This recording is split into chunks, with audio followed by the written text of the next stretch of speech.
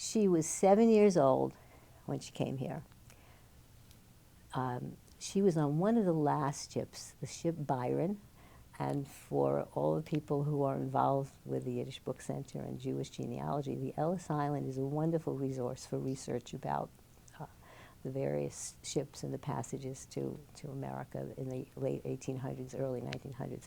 She came in 1923. That was almost the end of the Ellis Island experience. They were living in a small shtetl called Shtetl in the Ukraine, probably not too far from Kiev, near Berdichev.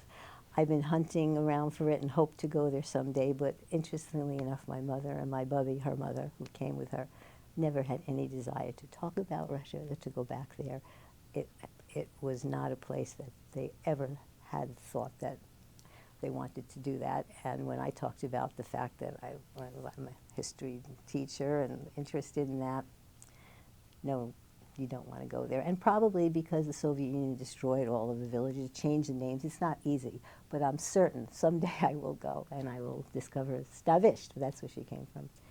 And it was during the Russian Civil War in the 1921 when they escaped. And my mother tells a story, and again, it's her story, that they escaped from Ukraine over the border into Romania in 1921. And because my mother was probably 4 or 5 years old at the time, they sewed into her little jacket, they sewed an opening, so they put a bag, and in the bag they had any money, any jewelry, any coins, anything of value was sewn into her. They thought that she would not be investigated the way the adults would be, and so that's how they escaped, and that's what she recalls. And they had to live in Romania for 2 years until they could get passage. They were sponsored by my mother's uncle, her father's brother. And I do have to show you, if you're interested, some of the original documents from my mother and my grandmother's passage here.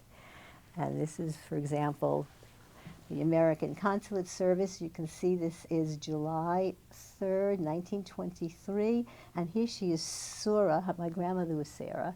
So that's 1923. Here's a photo at Bucharest in Romania from getting passage.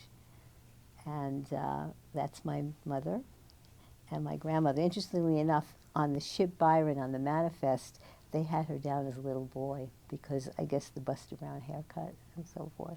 Is that an official document you're showing? Yes, it is. Is that in Yiddish or Hebrew? That is in Yiddish. That is in Yiddish. This is the record. This is what you get when you go on the Ellis Island website. See, they had the name as Zwinitska. I said it Zivnitsky, Zwinitska. Chavid, 7 years old, gender male. That was wrong.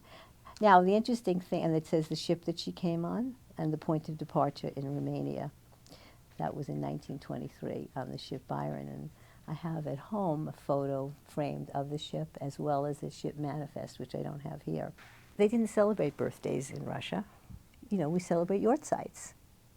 And I don't know if there's any record in any town hall or anything left in Russia. I haven't explored that far, but we don't know how old my mother really was or what her birthday was. We never knew how old my bubby was, really.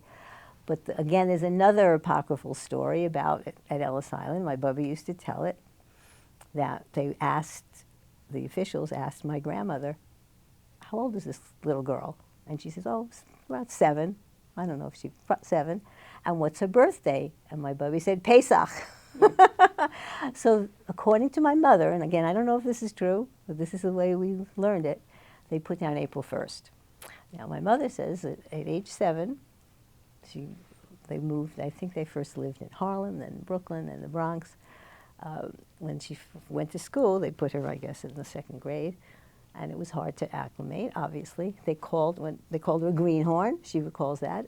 And then when April 1st came along, they called her April Fools. So now she says thereafter, she changed her birthday to April 15th. I have no idea whether that's true or not, but that's the date that we always celebrated, and was on her birth certificate.